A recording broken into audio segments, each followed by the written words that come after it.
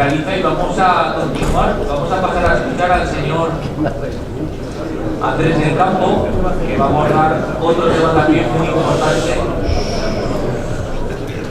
que se titula Futuro del regadío a medio plazo. Es presidente de la Federación Nacional de Comunidades de Regantes de España. Muchas gracias. Buenas tardes ya a todos. Sí. Bien, yo voy a plantearle un poquito si el regadío sirve para algo, si tiene futuro, si merece la pena a nivel nacional, a nivel internacional, en fin, qué se ha hecho, qué falta por hacer. Y después de la intervención tan acertada de César, donde se ha visto claramente, bueno, voy a dar cifras sobre eso.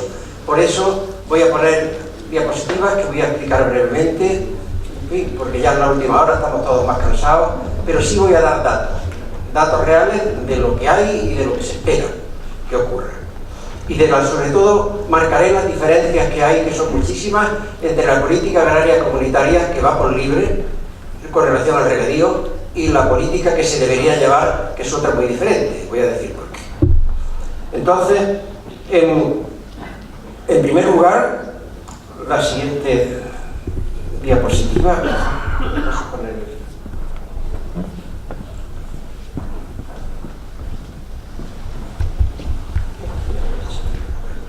Bien. Nada, el regadío español ha hecho un gran esfuerzo de una demanda aproximadamente de 4.000 hectómetros cúbicos, que representaba el 80% de los usos de todo el país, brutos, datos de Confederación, que no son los datos reales. Los datos que teníamos que manejar, que deberíamos manejar, son los consumos realmente netos que tenemos en la zona regable, que es un engaño sin querer, porque se dan así, desde el Ministerio de Medio Ambiente, antes de Fomento, y ahora ese nombre tan extraño relacionado con la ecología. Pero que hemos pasado, realmente los consumos netos son del orden ahora mismo de 15.000 hectómetros cúbicos. O sea que se ha hecho un esfuerzo muy grande de modernización, representamos del orden del 63% de los consumos netos reales, o sea, sí se consume menos, bastante, ahora lo veremos con la modernización. Y en España el regadío ocupa solo el 15% de la superficie agraria útil, solo el 15%, y produce ya más del 65% de la producción final agraria. Pensad, ocupando muy poco territorio, se produce mucho más. A nivel mundial, ocupa el 20% aproximadamente de la superficie mundial agraria y produce del orden del 40 y tantos % de la producción total mundial. O sea que la eficiencia de nuestro regadío es muy superior a la media internacional o mundial. La inversión de modernización que se ha hecho ha sido muy fuerte, entre agricultores y administraciones, cerca de 5.000 millones de euros.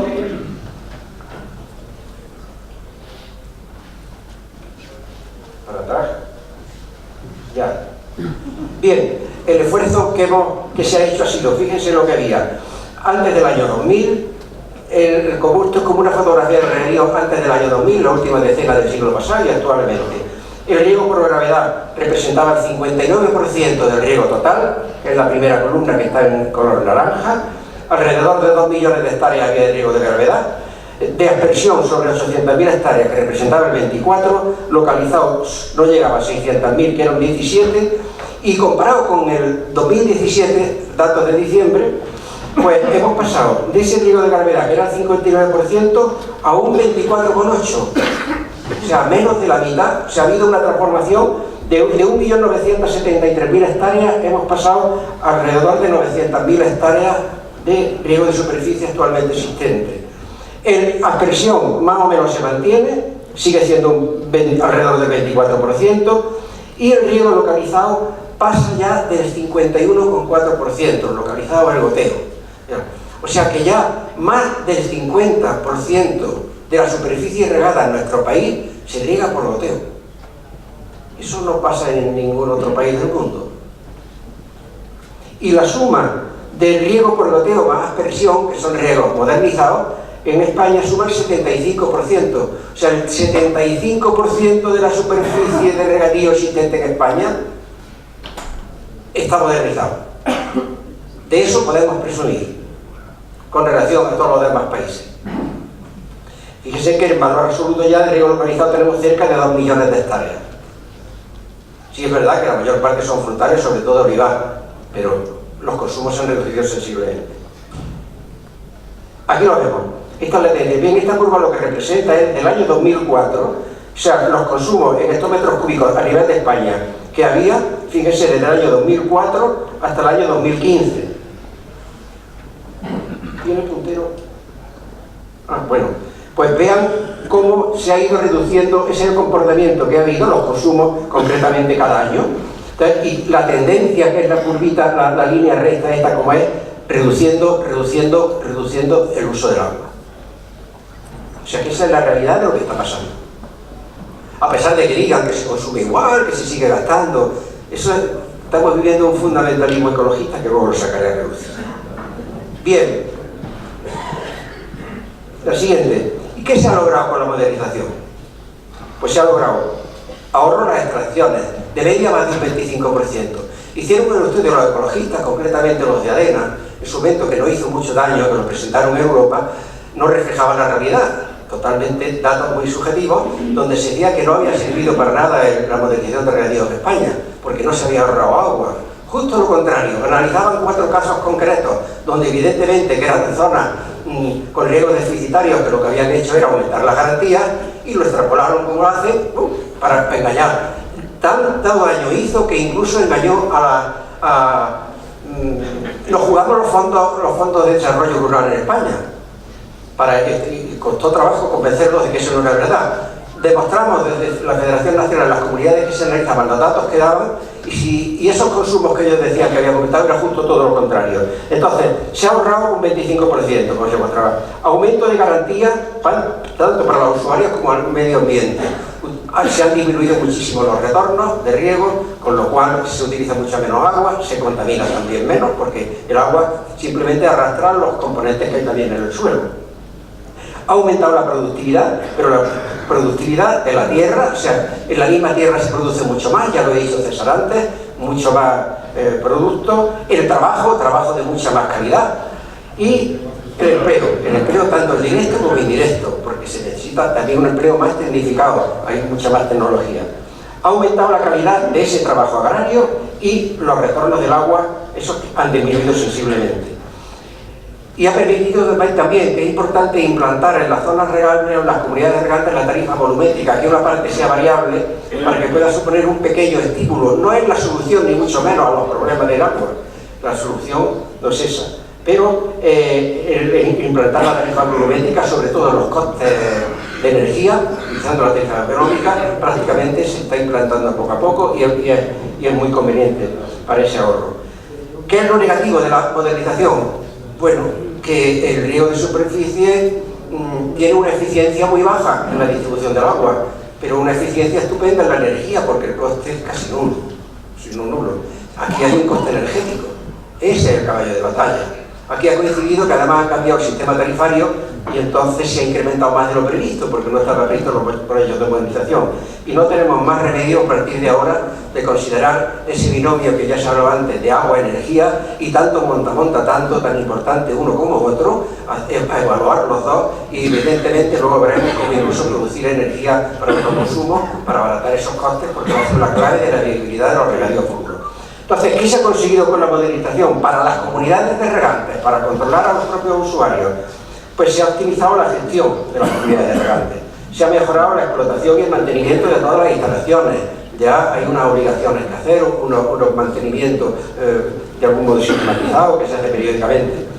Se profesionaliza la mano de obra de las comunidades regantes, esa mejora continua en las instalaciones, permite obtener cultivos de calidad y mejorar el control de todos los parámetros relacionados con el riego, con lo cual optimizar la aplicación de ese agua con mucha menos cantidad, mejora del servicio de regante y, sin duda, una rentabilidad tanto económica como medioambiental. Entonces, pero el regadío tiene futuro. Si ahora parece que el agricultor le pregunta a lo mejor a un niño con esta política ambientalista que hay, que es un agricultor, sobre todo en Europa, mira, yo no sé a lo que se dedica, solo oigo que despilfarra y contamina. No sé, parece Bueno, ahora vamos a ver si tiene futuro o no tiene futuro. Bien, hay unos retos, el del siglo XXI, que son los que quiero poner aquí sobre la mesa y son los que tenemos que ser conscientes. Y lo resumo. Primero, los retos de este siglo, hay una población mundial creciente que va a pasar de 7.600 millones hoy a más de 9.700 millones en 2050. Podemos pensar, bueno, 7.600 millones, pero viven todos bien y comen todos bien. Pues hoy el segundo reto es que hay más de 800 millones de personas por debajo del umbral de desnutrición, 800 millones de personas. En España vivimos 46 en toda España. Y además, el tercer reto que considero relacionado con esto es que si hay hambre en el mundo y hay este problema de encima una población mundial creciente, pues la presión que va a haber sobre los recursos naturales, que es la tierra y el agua, va a ser cada vez mayor. Necesitan comer porque el hambre está incluso aumentando y la población también, que va a pasar en el futuro si no se toman medidas. ¿Y cuáles son las limitaciones que hay ahora mismo? Primero, tenemos menos superficie cultivable y menos agua dulce per cápita, porque cada vez hay más gente, la tierra que hay es la que hay, el clima, problemas de erosión, casi incluye, pero bueno, lo importante es la población que aumenta. Y la nueva agricultura además tiene que estar basada en unos métodos y prácticas que sean menos emisoras de CO2 y también de metano. Digamos que son los inconvenientes de la agricultura futura. El primer reto, la población mundial creciente. Ahí vemos, de 7.600 millones en 2030, 8.300, en 2050, 9.700. Se espera, para ver el crecimiento, las barras. Eso supone un crecimiento demográfico previsto de casi más de un 1,5% anual. Porque aquí parece que no tenemos hijos, aquí en Europa cada vez hay menos población, pues estamos provocando esos problemas de inmigración y migración que ahora veremos. ¿Cómo está ocurriendo ese crecimiento demográfico? Fíjense, la parte de color azul es como crece a la izquierda, en la ordenada está la población de millones de habitantes. Y los años de abajo, empieza por 1750, 1850, termina en 2150. ¿Cómo va a evolucionar? Fíjense el crecimiento de la curva azul, cómo va aumentando hasta 1950, bueno, llevaba una pendiente reducida y de pronto sube hasta arriba, que es lo que está pasando ahora. Estamos en el 2000, actualmente 19, bueno, creo que va a pasar en el 2050 y todavía seguirá aumentando hasta el 2150. La curva azul corresponde a los países en desarrollo. Eso es lo que está pasando en los países en desarrollo, que es donde está aumentando toda esa población. Sin embargo, en los países desarrollados está bajo la curva amarilla. ¿Ven? Iba aumentando más o menos, con una pendiente parecida a la de los países de desarrollo, pero llegó al año sobre 2000, poco más o menos, donde se estabiliza y está incluso descendiendo. O sea que está aumentando muchísimo la población en los países en desarrollo en detrimento de los países desarrollados. ¿Qué estamos provocando si sigue habiendo una mala distribución de alimentos? Pues lo que está pasando, los problemas de inmigración, en fin, viene la gente a comer. Si no somos capaces nosotros de alimentar, ni ellos tampoco de producir, pues vienen a nuestros platos. Y eso se agudizará cada vez más. Utilizamos aquí políticas restrictivas agrarias de incluso pagar y obligar para cobrar ayuda a dejar tierras vacías. ¿Y qué dice la FAO de todo eso? Vamos a ver. La desnutrición, que era el segundo reto que pensaba. Cuanto más oscuro sea el color, en todos los continentes, es donde la densidad o la desnutrición, el porcentaje es mayor. O sea, donde pasa más hambre. Entonces vean como en África, sobre todo, y en Asia,